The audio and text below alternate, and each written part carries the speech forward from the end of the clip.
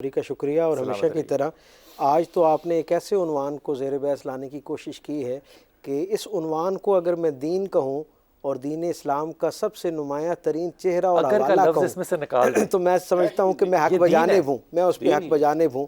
بات ہو رہی تھی رسول رحمت صلی اللہ علیہ وسلم کے ساتھ اظہار محبت و مودت اور پھر اس کے عملی تقاضوں کے تناظر میں۔ مفتی صاحب نے بڑی اچھی گفتگو کی، ڈاکٹر علی وقار قادری نے بھی اپنا حصہ اس میں ڈالا، میں اسے ذرا مختلف انداز میں لیتا ہوں۔ اور جب یہ سوال میری فکر کو پریشان کرتا ہے اور مجھے اپنی طرف متوجہ کرتا ہے تو جناب علی کرم اللہ وجہ الکریم ان کی زندگی کا ایک گوشہ جو ہے میرے لیے ہدایت اور روشنی کا چراغ بن کر میری رہنمائی کرتا ہے، اور مجھے اسے سمجھنا آسان ہو جاتا ہے۔ آپ اپنی مجلس میں بیٹھے ہوئے اپنے مخاطبین سے کہتے ہیں کہ دنیا میں انسان بہت سارے دعوے جو ہیں مختلف رویوں کے تحت کرتے ہیں۔ آپ فرماتے ہیں سب سے آسان دعویٰ جو ہے وہ اظہار محبت ہے، کسی چیز کے ساتھ دعویٰ ہے اظہار محبت، اور آپ فرماتے ہیں یہ جہاں جتنا آسان ہے یہ اتنا ہی زیادہ کھوکھلا دعویٰ ہے۔ اللہ جو سامنے بیٹھے سامعین تھے دم بخود ہو گئے کہ اگر یہ اتنا خوبصورت رویہ اتنا کمزور اور اتنا کھوکھلا ہے تو پھر پریشانی لاحق ہوتی ہے نا، اس کے بارے میں بندہ سوچنا شروع کرتا ہے۔ کسی نے کہا ہمیں یہ رہنمائی فرمائیے کہ یہ کیسے پتہ چلے کہ کوئی شخص اپنی محبت میں خالص ہے یا نہیں ہے؟ تو آپ نے کہا کہ ہر چیز کی اللہ نے کسوٹی مقرر کی ہے، اس جذبے کی بھی ایک کسوٹی ہے محبت کی۔ جی آپ نے فرمایا جو شخص کسی کے ساتھ واقعتاً حقیقی محبت میں جب مبتلا ہوتا ہے تو پہلا جو خوبصورت سایہ اس کے رویوں میں جھلکنا شروع ہوتا ہے وہ ادب کا سایہ ہے۔ جب کوئی شخص محبت کا دعویٰ کرتا ہے تو اس کی پہلی کسوٹی یہ ہے کہ جتنی محبت بڑھتی جاتی ہے اتنا اس شخصیت کے ساتھ ادب بڑھتا جاتا ہے۔ اور پھر آپ نے فرمایا کہ یہ جو ادب ہے یہ بھی زاد راہ ہے، راستے کا حصہ ہے، منزل نہیں ہے۔ آپ نے فرمایا محبت کی منزل جو ہے وہ اطاعت ہے۔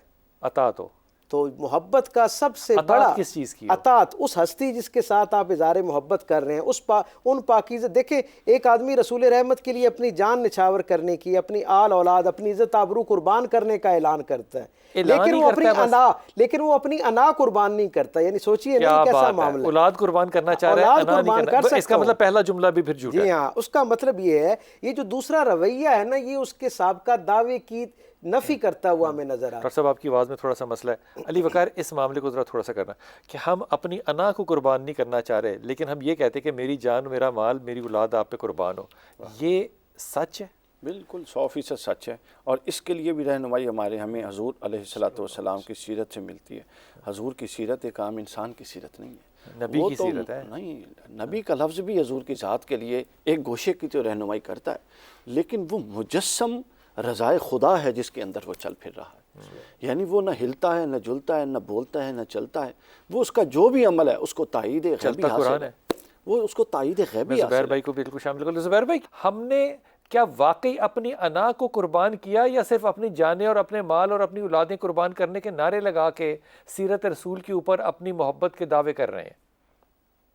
یہ بات ابھی جو آئی تھی بالکل درست بات آئی ہے۔ جمال نبی کا تذکرہ تو کیا جاتا ہے مگر کمال نبی کا تذکرہ نہیں کیا جاتا۔ ہمارے ہاں جمال کا تذکرہ ہے، کرنا چاہیے، محبت کا باعث ہے، خوشبودار تذکرہ ہے اور اس تذکرے کے اندر لطف آتا ہے، لیکن رسول اللہ صلی اللہ علیہ وسلم کا عملیت کا پہلو، کاملیت کا پہلو، اکملیت کا پہلو، آپ صلی اللہ علیہ وسلم کے اخلاق کا پہلو۔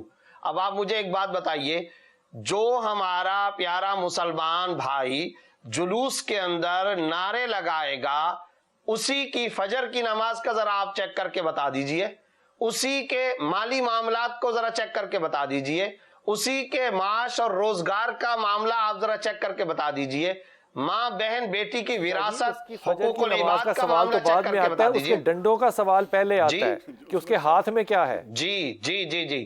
اچھا مجھے ایک بات بتائیے زبیر بھائی، بڑی دو ٹوک بات بتائیے، اگر سیرت رسول میں ہم ایماندار نہیں ہیں تو ایمان میں ہم ایماندار کیسے ہیں؟ پھر ایمان مکمل جو نبی کا وفادار نہیں ہے وہ خدا کا بھی وفادار نہیں ہوتا۔ قل ان کنتم تحبون اللہ فاتبعونی یحببکم اللہ، اطیعوا اللہ واطیعوا الرسول۔ آپ کو پتہ ہے رسول کے راستے سے ہم خدا تک پہنچ سکتے सकते हैं। अगर रसूल के हम वफादार नहीं, उनकी तालीमात, तो फिर हम खुदा तक कैसे पहुंचेंगे? आप सल्लल्लाहु अलैहि वसल्लम की मेराज तो ये कि वो अल्लाह के पास गए, तेरी मेराज के तू आसमानों तक पहुंचा, मेरी मेराज में तेरे कदमों में आया।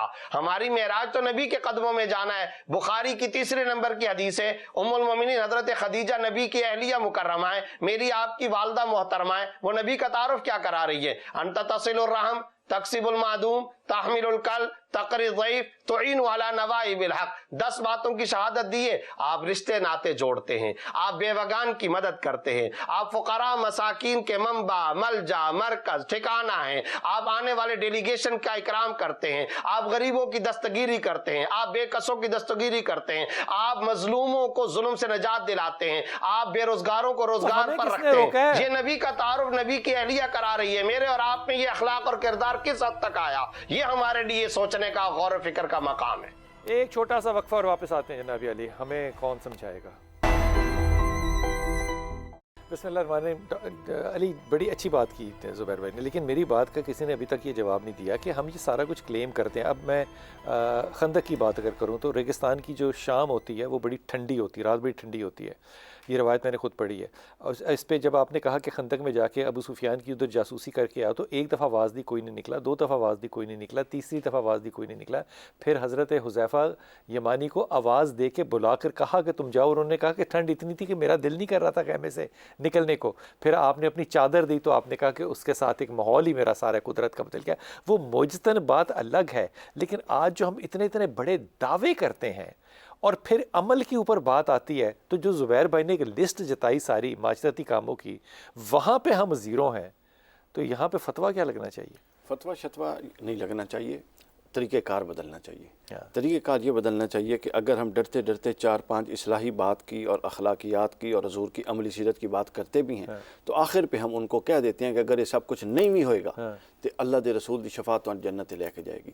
यानी हम इन तसव्वुरात के तहत, जो कि साबित शुदा अपनी जगह हकीकत रखते हैं, इन तसव्वुरात की रोशनी में अमल को जब हल्का करेंगे, और अमल के वो पहलू, कुरान कहता है कि नमाज 700 वारी नमाज पढ़ें। कुरान जी मेरा आर्गूमेंट तो ये है कि हमने मोहब्बत को भी हल्का कर दिया। सर हमने सब, सुनिए ना, हमने इन सारी चीज़ों को, उस हर चीज़ देखिए, जुल्म यही होता है कि आप चीज़ को उठा के उसके अपने मकाम से दूसरे मकाम पे रख दें। ये सारा जुल्म हो रहा है, समझ आइए। और मुसलमान किसके साथ जुल्म हो रहा है? देखें ना, हम सीरत में किसके साथ जुल्म कर रहे हैं हम? ये अपने नबी के साथ, बिल्कुल सीरत अपने नबी के साथ और अपने नबी के पैगाम के साथ। हजूर ने फरमाया तुम हमें से हर बंदा दाई है जो आगे सीरत पहुंचाएगा। एक छोटी सी सवाल का जवाब, उसका चेहरा रोशन होगा जो मेरी हदीस को आगे लेके जाएगा। अब जरा एक सवाल का जवाब दीजिए। हमें ये तो बड़ी टेंशन है फलां मसलक जन्नत में जाएगा कि नहीं जाएगा। हमें ये किसी ने कभी सोचा है कि वो जो गैर मुस्लिम है, जिनके लिए हमारे नबी ने हमें दाई बना के भेजा है और हमारा अमल देख के उन्होंने इस्लाम कबूल करना था, क्या हम में से कोई बंदा सीरत का ऐसा पैकर है या कहीं पे ऐसा माहौल है कि उनमें से कोई देखे और वो कबूल कर ले? क्या क़यामत के दिन रसूलुल्लाह कहते हैं इस्लाम देखो मुसलमान ना देखो? सुनिए, रसूलुल्लाह सल्लल्लाहु अलैहि वसल्लम क्या क़यामत के दिन अगर इस वजह से गिरेबान पकड़ लें कि तुम्हें देख के तो लोगों ने मेरी तरफ आना था और तुम्हें देख के तो वो मुझसे बागी होते गए मेरे दीन से।